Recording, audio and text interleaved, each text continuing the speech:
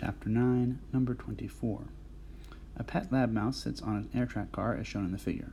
The cart is at rest, as with a second cart with a mass of some different number, 0.25 kilograms. Lab mouse now jumps to the second cart.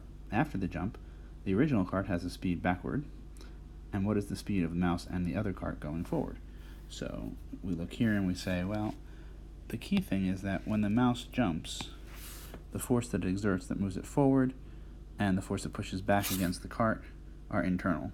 And when the mouse lands, cart 2 stops it, and of course it pushes on cart 2 until they move off together, and those forces are internal, which means, and this is the most important bit, the initial momentum equals the final momentum. But the initial momentum is 0, because nothing is moving.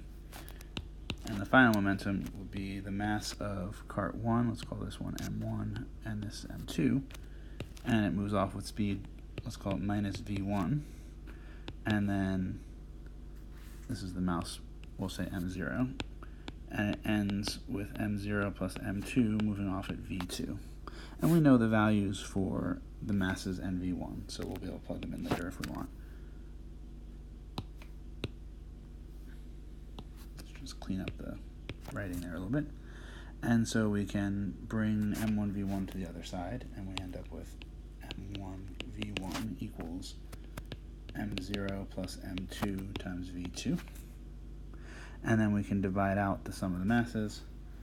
We can do a division over here, M0 plus M2, which means we do a division over here of M0 plus M2, and we end up with V2 is M1 over M0 plus M2 times V1, or 0.34 kilograms over 0.042 kilograms plus 0.25 kilograms, all times the rebound speed of 0.88 meters per second.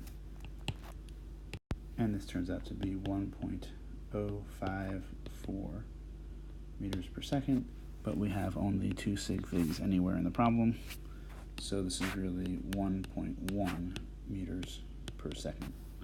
We also see, since the mouse and cart are smaller in mass than the original cart, we see that they fly off faster, which at least accords with our previous experiences.